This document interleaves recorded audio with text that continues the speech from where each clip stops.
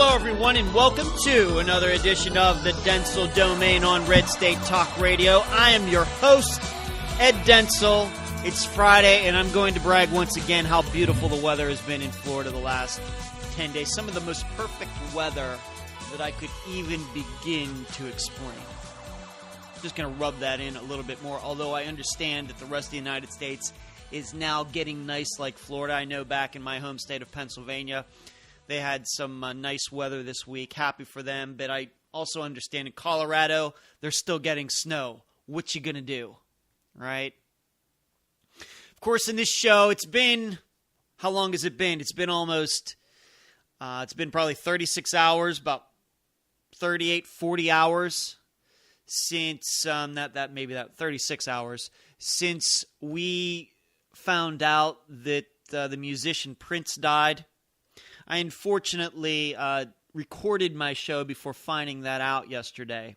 I think I need to say some words about Prince. I have to say that I grew up being born in 1970 at the perfect time for what happened in him coming on the scene, Michael Jackson coming on the scene, me as a young boy, first discovering what exactly pop music is. Now, I knew what music was because I started playing the piano when I was 5 years old, 1975. My mother was a piano teacher. I didn't have much choice, and I actually got to be a pretty good one. But Prince coming on the scene, 80, 81, 82, and me 10, 11, 4th, 5th, 6th grade, 7th grade, it was like perfect timing. So by the time Purple Rain came around, 83, 84, 85, you're into junior high school, you're becoming, much more cognizant of the fact about fashion and music and style and all those things. Starting to, this is when kids start to form kind of their own personalities. And I think that's why Prince, even though, as you know, these days I listen to mostly heavy metal, but, Prince cannot even be excluded from that type of music because you hear a lot of his guitar work, it could come right out of a heavy metal tune. And that's how good he was. And the reason that he always got more respect from me than I gave respect, for example, to Madonna or Michael Jackson, who obviously were very talented and sold a lot of records and great performers, is that Prince was an expert musician too. Could virtually do anything on any musical instrument out there. In fact, I was hearing a story that on his first album that he recorded, there were 28 different instruments on the album, and he played all of them. Some crazy story like that I'm going to believe is true. And a little bit of an actor, not a great actor, but had Purple Rain, the movie, that story, the screenplay, all the music that went into that. And I always thought that he was absolutely a musical genius. Absolute genius. I am standing here hoping that the reason he died was not due to some sort of illegal drug overdose. I hope that's not the case. I hope it's not. And I expressed that to a couple of my friends in the last 24 hours. I hope that's not the case. I hope it's a case more along the lines of a Heath Ledger, where it was a combination of drugs that were legal but shouldn't be combined that took him down. I'm hoping instead that it's the flu that he ignored to the point that he had some sort of heart attack. I should tell you that it's weird that I'm talking about this because a guy that I went to high school with, 44 years old, he died a few days ago for that very same reason. Got sick, had the flu, didn't take care of it the right way, pushed himself, it seems, a little too much, to the point where he had to be admitted to the hospital, was put on a respirator. then went into a coma, had an aneurysm, and died. You know? So if it can happen to a 44-year-old, and this guy was a cop, took care of himself, I think, then it can happen to Prince, who was still performing, 57 years old, you know, pushing himself, it seems, and just letting himself get run down, not taking his health seriously, and this happened. I'm hoping that's what happened. I'm hoping it's not some heroin overdose or something else. In fact, it was thrown out there that maybe he died of AIDS, complications from AIDS. If it's that, I can surely live with that. But any sort of damaging himself with illegal substances that were just for pleasure and not the kind of drugs that are supposed to help you, actually, that's going to hurt. I'm just going to tell you, it's going to hurt if he died from some sort of illegal drug overdose, me personally, because I have so much respect for him as an artist, as a creator, musician, innovator. And what we know about those types of drugs is that they hurt artistic expression. They don't help it. Perfect example of that is Aerosmith. When they started getting deep into drugs, their music got worse. When they got all clean, their music got better again and they got more popular again. That is not a coincidence, and I don't want to hear it about Crosby, Stills, and Nash and doing those drugs. Those guys were popular for about 5 years. They've lived off the same music for about a 2 or 3 year span for the last 40 years. That doesn't count.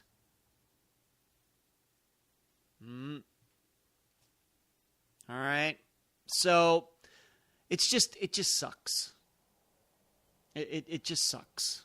And I'm really sorry that I never got to see him in concert. I remember when I lived in Las Vegas that he did a surprise concert, just showed up at the Rio, at the Club Rio, I think it was, just out of nowhere, and he was in town, started playing. I mean, what a blast it would have been there to be there that night. That would have been amazing. Of course, the tough part about all of this is that because he was so protective of his music, you can't go online, can't go on YouTube, can't go on Spotify and play his music, kind of reminisce. You can't do it. Unless you have his CDs or bought his music in some other form, you can't get it. And I think that's the reason the most popular video going around about him dying is something that he didn't have the rights to, and that was his performance at the Rock and Roll Hall of Fame with Tom Petty, Jeff Lynne, Stevie Winwood when they did My Guitar Gently Weeps, which was, of course, a Beatles song written by George Harrison. And if you watch that video, George Harrison's son, Danny, is part of it. You'll see him playing the acoustic guitar in the background. If you see his face, you'll know it's George Harrison's son. But in the final 3 minutes of that video just shows you, and this was back, 2004, 2005, 2006, somewhere in there, Prince was amazing. Amazing. Just a complete genius. Now, there is a political side of this. There is I think that we as conservatives can learn something from Prince being popular and what he did in the 1980s and him being a little provocative, a little erotic, the way he portrayed himself. I remember back in the 80s a lot of religious people being against Prince and his music and his bad. And it's the same thing that popped up in the 1980s regarding heavy metal music and wanting to put stickers on labels and all of these things. I can tell you, we as conservatives, and I know that there were a lot of liberals, and I know it was led by Tipper Gore back in the day, Al Gore's wife. But a lot of religious leaders who would probably call themselves conservatives, Southern Baptist, people like that, who put conservatism in a very dicey place regarding artistic expression in the United States. All right? And I think that since then, we've been trying to fight against that all of these years. And the rest of us, those of us who are conservative, who consider themselves to be artistic, and understand that there is something that is outside the law that is artistic expression. This is one of the reasons that I'm not against porn. All right, it's one of the reasons. One of the reasons. Other conservatives don't see it that way. Of course, a lot of liberals don't see it that way as well for different reasons. But when some conservatives back then got on the opposite side of Prince, the opposing side of Prince and these other performers, it hurt us. It didn't hurt them. In fact, it only made them probably more popular. It only hurt us. And now all these years later, as these people went, Prince went from his 20s to his 30s to his 40s, 50s, and one of my favorite band right now, Iron Maiden, they went from their 20s to their 30s to their 40s to the 50s. What you find out is, really, they were harmless. And here we were opposing something that ends up being harmless. These are guys who ended up growing up, getting married, having children, making lives,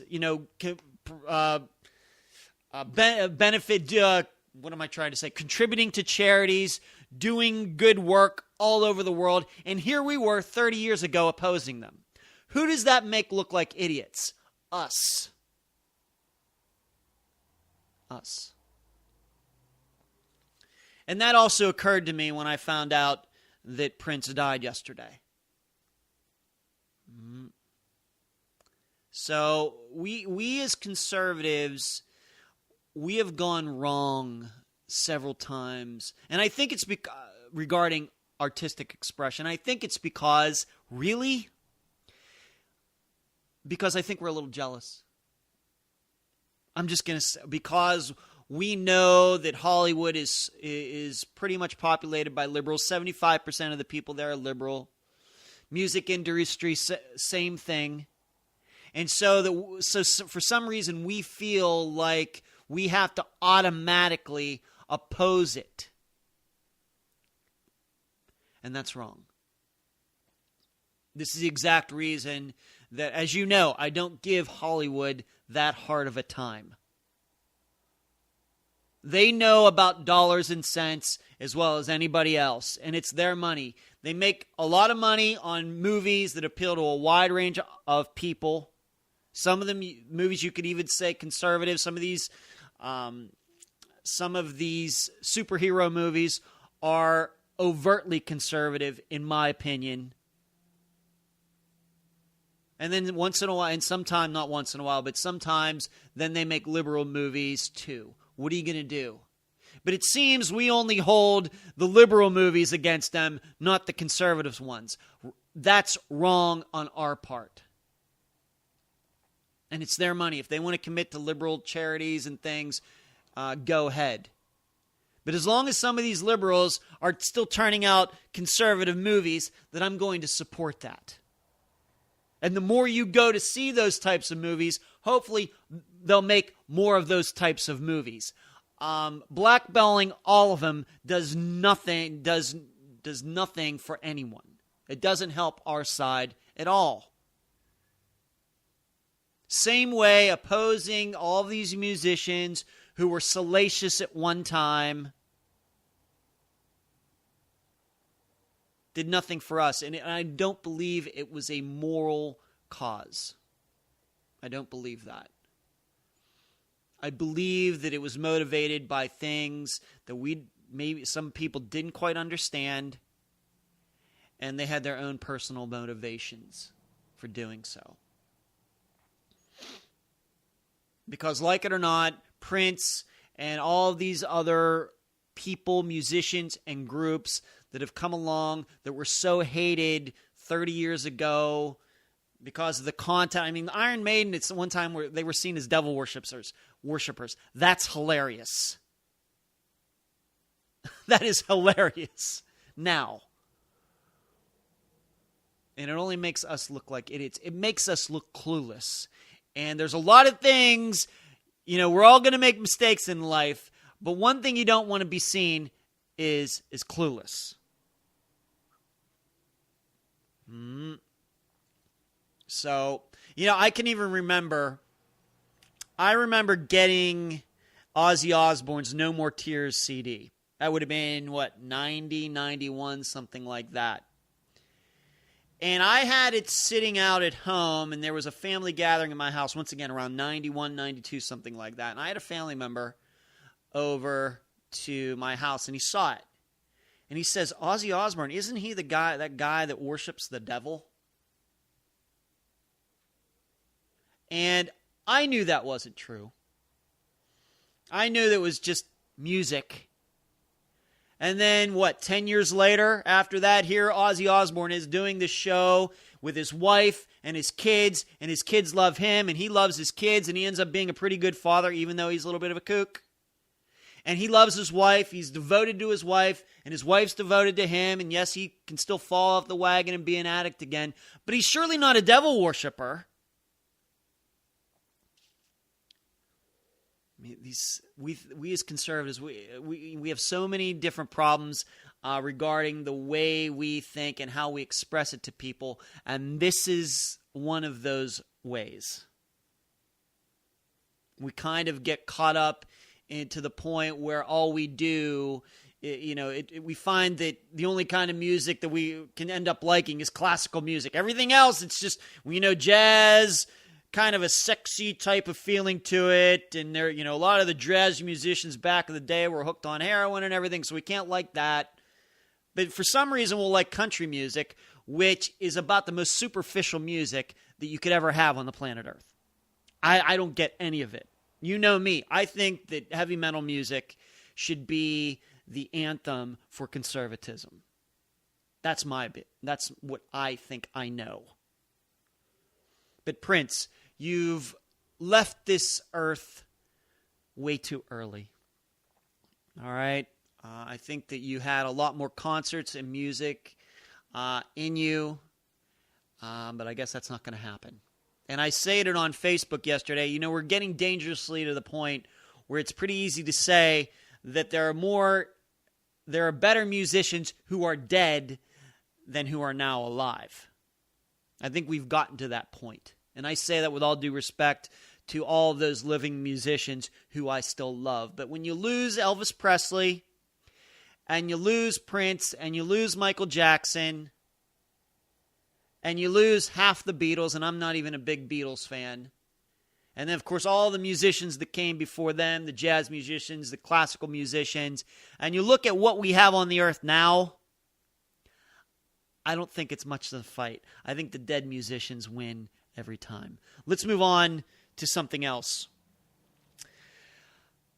Where do I want to go first with this? There's so many things. I'm not going to get to all of it today. I'm just not.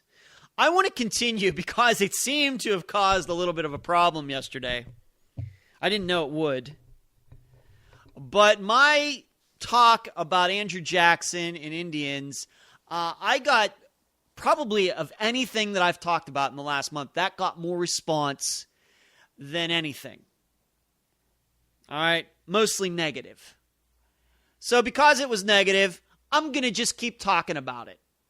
That's the way we're going to do this show. If you have a problem with it, you can come down to Madeira Beach and talk to me about it.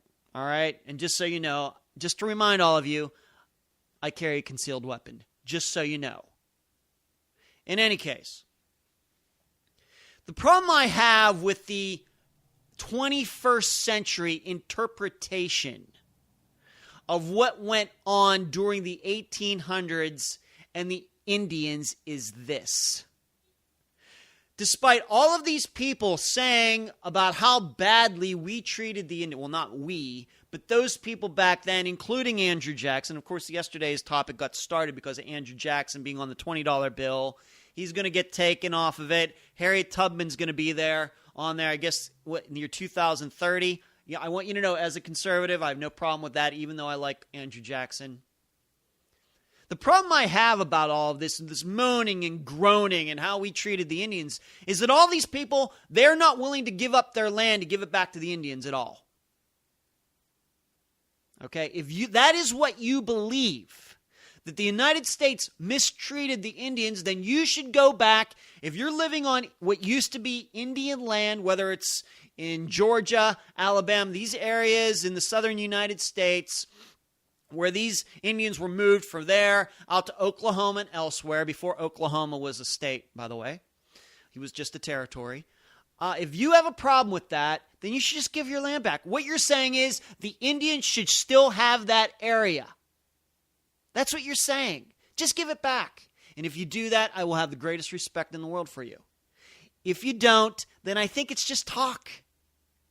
It's just talk. This is the same way I feel about environmentalists who say, well, we need to get back to nature.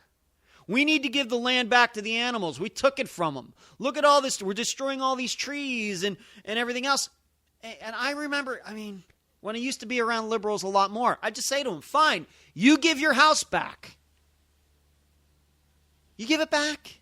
This was in Las Vegas. Fine. You know that where your house sat, probably before that house was built, a scorpion lived on that land, or a snake lived on that land, or there was a coyote that used to bed down in that very area where your house is right now. Why don't you give it back to those animals since we took it away? A tree used to be there, a bush. Living things used to be where your house still sits, but some greedy corporation, real estate company went in, pushed all the animals out, put that concrete slab down, put the drywall up with the lumber, and made that house that you now live in. I guess we got to kick you off of it. I'm sorry. This is the point I always make about this. Whether it's, in Indians or environmentalists or anything else, us, in Texas, taking that land from Mexico, fine, we'll just give it back. Whereas it's really not the case. Really, people don't believe that. They just want to talk. And it's the same way I feel about people who believe there are too many people on this earth. There's 7 billion people. We can't feed all of them. And as I simply say, if you believe that, why don't you kill yourself? What people are you talking about when you say that there are too many people? How many people? 1 billion. Well, which 1 billion would you like to exterminate? Just let me know. If you're living to your values, I think what you're saying is you shouldn't be here. If you want to off yourself, I'm not going to stop you. I just want people to live their values. Whatever comes out of their mouth, I just want them to live it. Whatever that is. But when you start examining it, they really don't mean it. They really don't mean it. So it's getting back to the topic, though, of Indians being moved. There is something that is somewhat analogous to Indians in the United States having these sovereign areas back in the 1800s. I think you have to put it in the context of the time. Having sovereign areas within, for example, the state of Georgia, where kind of the rules are just a little different. Yes, American Indians were citizens, but they were still, these little areas were still considered to be sovereign states.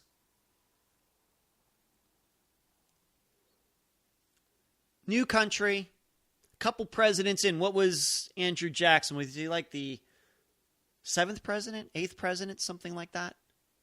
1820s, 1830s, country is fairly new, and they're going to allow a bunch of people who at one point opposed them. Remember, there were many Indians, American Indians, who fought with the British just 40 years before that. And they're just going to allow these people to have their own little lands inside the state's territories. Now, I know that there was an agreement. I know that there was a treaty. I know all of that. But I also know that it didn't need to go down the way it did. Even with a Supreme Court decision, and that was the Supreme Court decision where Andrew Jackson said, well, Justice whoever can pass it, I want to see him come down here and enforce it, because what the Supreme Court decided was it was illegal for the United States government to kick these people, these American Indians, off their land. That was the law, but it was never enforced. And so those people were moved. But I'm just going to still stand by it. Like I said, there's something analogous to this. In the United States today, how do we feel about Sharia law in the United States? How do we feel about a bunch of American citizens who are here lawfully, but are somewhat radical, believe that women should have to cover themselves up, right? That women don't have the rights that men do. How do we feel about that in the United States? Most people are opposed to that, right? We would have a problem in the United States if a bunch of American Muslims wanted to set up their own little areas within the United States and start saying, yeah, we're still within the United States, but right in this little pocket right here, we're going to have Sharia law. We're not going to try to blow anybody up. Would the average American would think, no, you can't do that. No matter what laws, what liberal law, I mean, the only way that would happen would be a bunch of liberals made that possible. But despite the passing of the law, there would be still a majority of the people in the United States would think that's crazy. That's kind of like what was going on back in the 1800s. Had people, somewhat citizens, but just wanted to live under a different kind of rules than the people around them. And federal government, Andrew Jackson, didn't want to live with that. And I know there's talk about gold and everything else. I realize that. But you have to put it in the context of the 1830s and then try to draw some sort of comparison to what it would be like in the 21st century, something that we actually can relate to, which would be Muslims wanting to live within the United States in their own little territory. How would you feel about that? Radical Muslims with different laws, not Muslims who wanted to believe in free speech and freedom of religion and have their own little enclave. I'm not talking about that. I'm talking a whole different culture where people are treated, well, one particular gender is treated in a different way. Because you don't really think that back in those 1800s, in those Indian areas, that they were going to respect the freedom of religion, do you? The freedom of expression, whatever other rights and everything. Do we really believe that?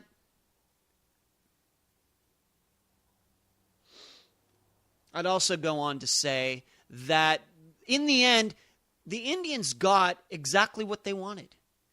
They wanted to have their own little places where they could live and everybody else could say, you know what? They have that to this day. And guess what? It's been to their own detriment. I'm going to say it again. And it would have been no different had they been able to stay in Georgia or any other state on the eastern coast of the United States. They'd be as bad off now, no matter what situation. Why? Because they wanted to keep themselves away from the rest of the United States. Everybody else chose to blend in. They didn't. They paid for it. Instead, they've become people who've had to depend on the federal government for everything.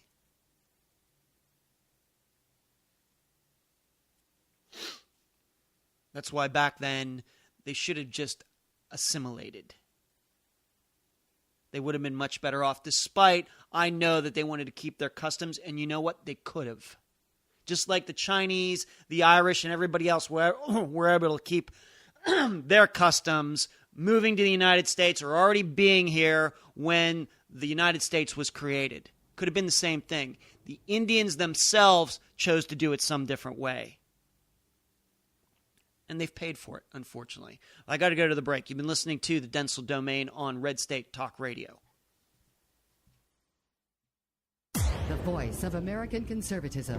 WRS Digital, Red State Talk Radio. And we're back at the Dentzel Domain on Red State Talk Radio. I want to make one more point about all of this. And it's funny we're talking about this. It's funny that I mentioned environmentalists because I just suddenly realized that today is Earth Day. If that means anything to anybody. It's kind of a weird day. When was it started?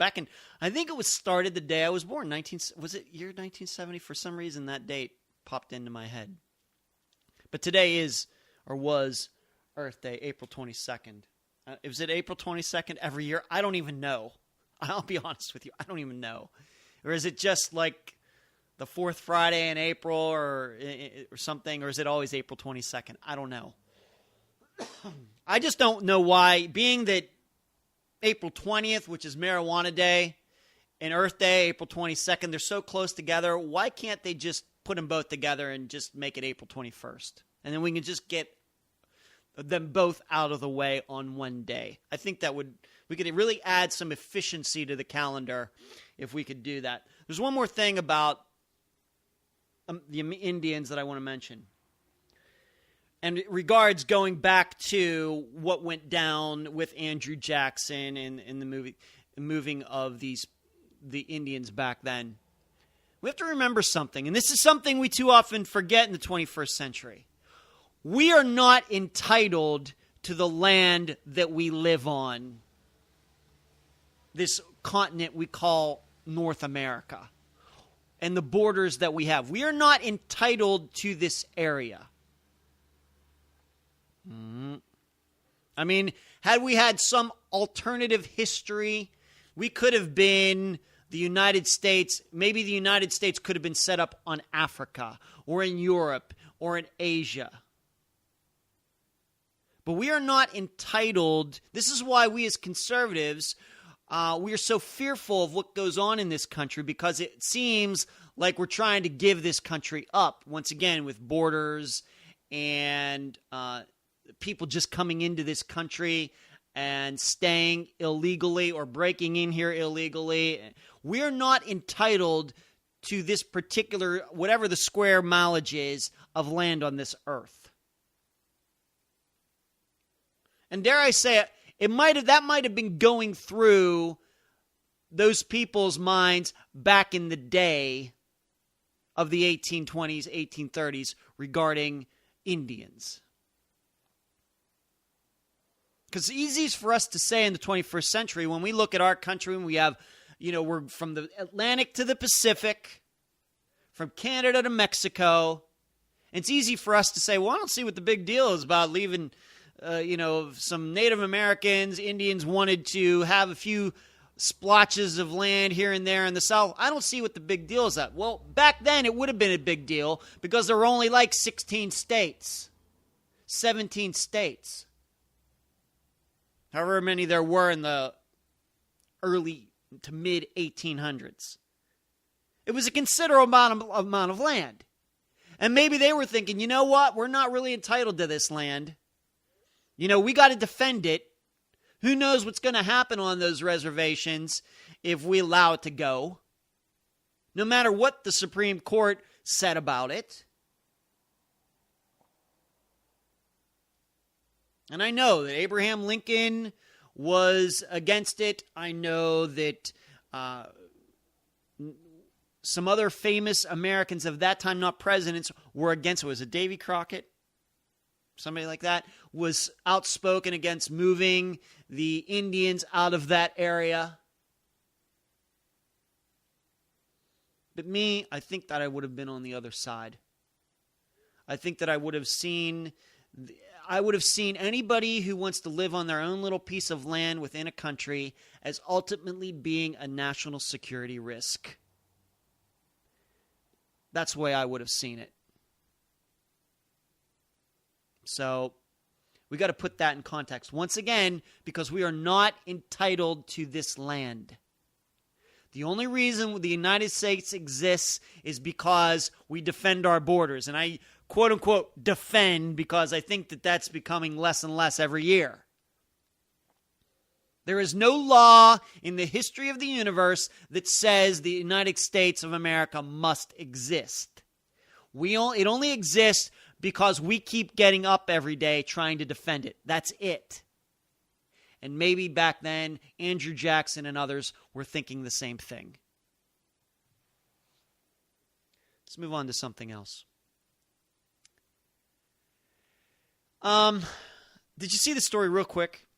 You know, being that we have gender identity now, it doesn't matter if you're born with X and Y chromosomes, which is a man. If you think you're a woman, I guess now you can just call yourself a woman and go into a woman's bathroom instead of a man's bathroom.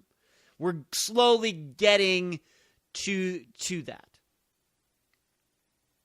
How soon before people start saying there's not just thing as gender identity, but age identity? That's coming next. That's my prediction. It's going to be age identity. And the reason I'm talking about this is there is this story that comes out of Canada. There was this kid who was playing high school basketball, claimed he was 17. This kid's name was Jonathan Nicola, Nicola. He was a transfer student or a refugee from South Sudan in Africa. Went up there to Canada in high school, claiming he was 17. Guess how old he was? He was 29. And as I was reading this story, I started thinking, well, what's to stop him from saying, well, what do you mean I can't play? Yeah, it may be that the date says that I'm 29, but inside, mentally anyway, I see myself as 17, so I should be able to play high school basketball. In the law of the context that we have today, what is to stop that from happening? I would say nothing. Nothing. If men can say they're women and get away with going into women's bathrooms, then surely a 29-year-old can just say, you know what, I feel like I'm 17. And especially considering that that's kind of a cliche of modern culture anyway. Well, you know what, I'm 45, but I feel like I'm 30. What, the 40 is the new 30. That's the 50 is the new 40 or whatever the sayings may be. Then surely it's not crazy for this kid to just say, well, you know what, the reason I was playing is because I feel like I'm 17. See, this is how crazy this can all get. Now, this is kind of funny. It's just basketball. It's just high school basketball. It doesn't mean a thing. What happens when 60-year-old guys who are child molesters going after 13-year-old girls go into court and say, I'm not really 60. I know that's what my birth certificate says, but really, I've never matured since I was 15. Inside, I know what I look like, but really inside, I'm really 15. And so me trying to do this with this 13-year-old girl, it's not illegal. At least it's certainly not rape. It's certainly not child pornography because I'm only 15. And in fact, what am I doing in this adult court anyway? I should be in juvenile court. What's to stop that from happening? Nothing. This is what happens when science doesn't mean anything, law doesn't mean anything, dates don't mean anything, and that is the way we are going, and it's all because of liberalism. And we know how much liberals love child pornography and men get on with boys anyway in the first place. That's coming. It's next. I'm telling you. And it could also be the opposite. What's to stop an 11-year-old from saying, you know what, I'm 11, but really inside I feel like I'm 40, so I'd really like to get my driver's license now.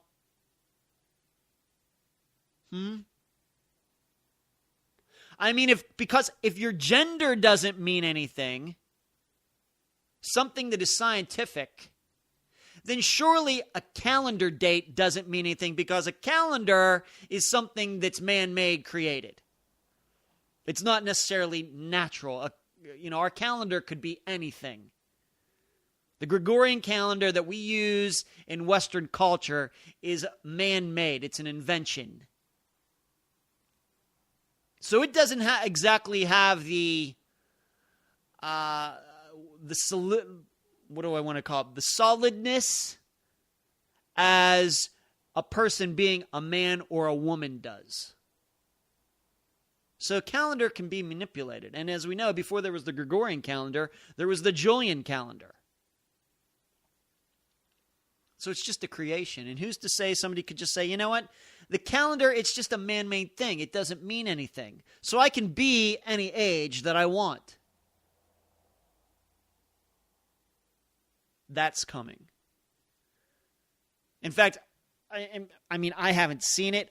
I'm going to guess that kind of defense has already been tried in the United States in the last 50 years. I'm going to guess it has.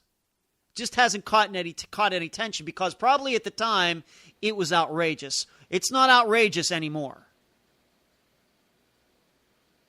And I would expect some sort of criminal defense attorney to use that somewhere down the road very soon. And it's going to get attention. It's going to make news. Because defense attorneys, they're looking what's going on at these transgendered cases and saying, well, that's interesting. And so if a man can be a woman and a woman can be a man, then it's certainly not outrageous that a 60-year-old can be a 15-year-old or a 15-year-old could be a 60-year-old. And how about that? The 60-year-old guy claims, well, you know what? She told me she was 13, but she said inside she feels like she's 40. It's going to happen. I'm calling it right here, right now, April 22nd, 2016. Let's move on to something else. And, what I didn't mention yesterday, kind of going along with this age story, this basketball player out of Canada. See, I found this article, and it is at CNS News, and the person who wrote the article is Dr. Paul McHugh, MC, capital H-U-G-H, and he was the former psychiatric chief at Johns Hopkins Hospital University. He wrote this article, and far be it from me, as you know, I'm not a scientist. I only play one on this show. He claims that the biggest problem we have with all these transgender stuff that's going on is that it's really being driven by mental illness. See, this is the concern that I have, and I'm glad, and he's not the only one. I found multiple articles by multiple different doctors of psychiatry saying this. The transgendered and believing you're a guy is really a mental issue that cannot be fixed by just changing what you look like on the outside. It does not make these people any more sane. It does not change their view of life, how they view themselves. And would you know that transgendered people have a suicide rate 20 times higher? And it doesn't matter if the person gets sexual reassignment surgery or not. Once again, this guy talking. Doesn't matter if they get changed from a man to a woman, woman to a man or not. The suicide rate is still the same. And so what has happened is we are driving laws in this country by a bunch of people who are not in their right minds. Now put that in context. We do not pass laws in this country according to people who think that the earth is flat. Right? We don't pass laws in this country based upon people who believe that the stars in the sky are just light bulbs. Right? We don't do that. We don't pass laws in this country according to people who think that the moon is made out of cheese. But we do pass laws in this country, I guess, these days, based on how people feel about their own sexuality and whether they think that they're a man or a woman or not. And we now know, with enough studies that have been done, that these laws, what I'm saying is, what these people need is a good psychiatrist, not a good surgeon. But they're not getting that. They're not getting that. So all this hubbub is over a bunch of people who, in so many ways, aren't in their right frame of mind. Now, I feel for these people. I want you to know, for the record, you can write it down, I feel for these people. I do. Unfortunately, I think that they are being misled. I think that they're being taken advantage of. I think that these people are no different than, what was her, Cindy Sheehan.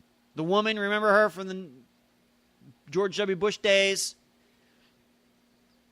She got out there because her son was killed in Iraq, and Code Pink, all of these different liberal groups who used her as a spokesman. And when they didn't need her anymore, she disappeared. Used her grief with the loss of her son for their own ends, and then dumped her. That's what's going on with people who have mental issues regarding this sexuality. That's what's going on these days in the United States. That there are groups people who aren't transgendered, who don't have any doubts about their sexuality and how they see themselves, using these people who do, and those people are taking advantage of people who obviously have mental problems. And it sucks. Because, well, for many different reasons, it's roped in all of the rest of us. It's pulled us all down into the abyss to the point where we're all really questioning whether it's a good idea or not if a grown man goes into a woman's restroom to peek at little girls through the crack in the stall. We're really starting to wonder, is that the moral thing to do or not? That's how we get there. When we don't treat these people for the problems that they actually have. And I'm not saying transgender people are sexual perverts. I'm not saying that. What I'm saying is there are going to be a lot of people who aren't transgendered that are going to take advantage of these laws. And then they're going to get in trouble, and they're going to use a defense, and they're going to win. And they're going to go just right back to what they were doing. And in the meantime, a lot of innocent, mostly women, are going to get hurt. That's what's going to happen. And that's why I tell all of you women, you go to the restroom, bring your gun. Guy goes in there thinking he's a woman or whatever else, trying to use the laws to his advantage, some peeping Tom. I want you to take care of him. It's disgusting. But it all comes because we aren't treating these people the right way. They're being promised things that are not going to come true. You are not going to feel better about yourself because you're now dressing and you have the body of a man instead of a woman. It's all in your head. And unfortunately, technology, the medical field, aren't able to transplant brains yet. And we aren't able to fix some of those things yet. And that sucks. But that doesn't mean these people should be led astray. But they are being led astray.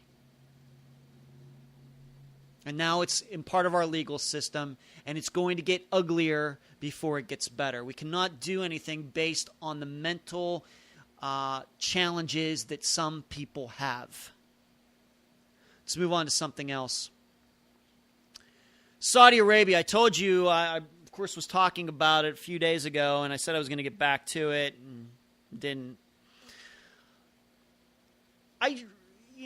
There's this 28-page report that was part of the 9/11 commission that wasn't released because at the time and since then it's been said that this could, national security is the reason. They don't want to release it because there are national security issues with these 28 pages. And a lot of people seem to think that what they're covering up is the Saudi government's complicity, or maybe, let's put it this way, there were people high up in the Saudi Arabian government that knew that 9/11 was going to happen, and they didn't stop it. Not that they had exactly anything to do with it, but they knew something was afoot, and they didn't do anything about it.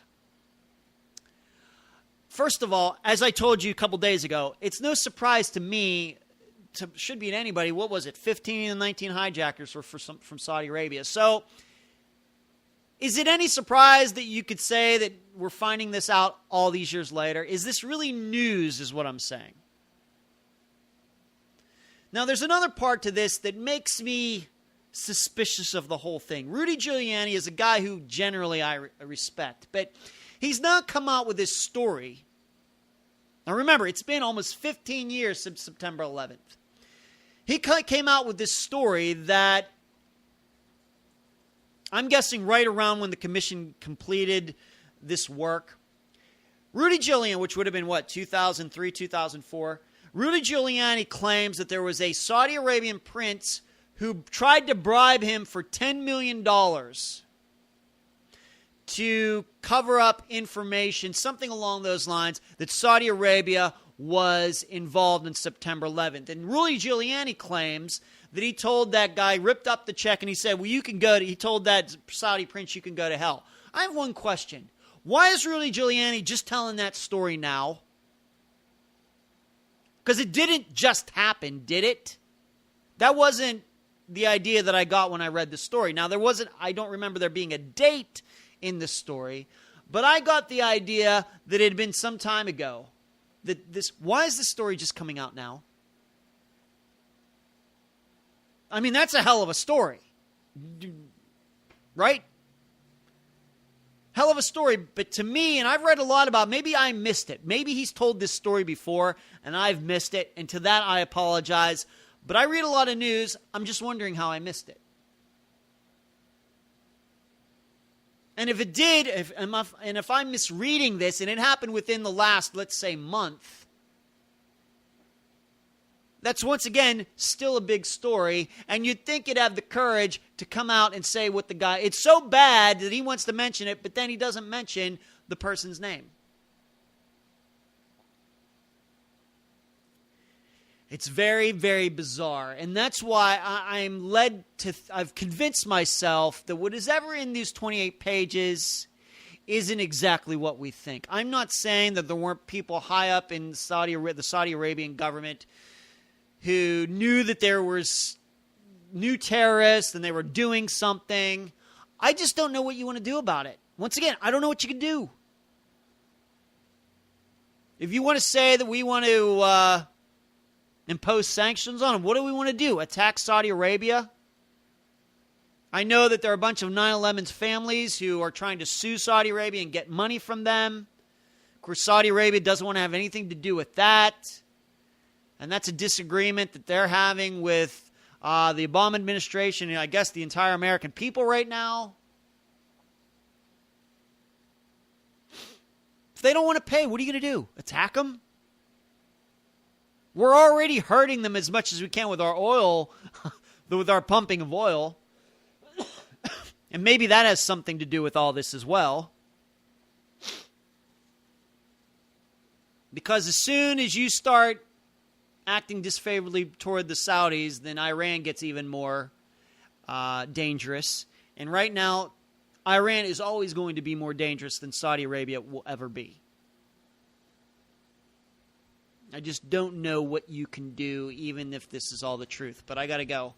You've been listening to the Dentzel Domain on Red State Talk Radio. EdwardDentzel.com is where you can find all of my old Red State Talk Radio shows. You can find them at SoundCloud, Podbean, Podomatic, and YouTube. EdwardDentzel.com/book. You can download for free the first chapter of my next book called The Comebacks. Email me, EdwardDentzel@Reagan.com. Twitter, Dentzel Domain. Facebook, LinkedIn. Have a great weekend. You've been listening to the Dentzel Domain on Red State Talk Radio.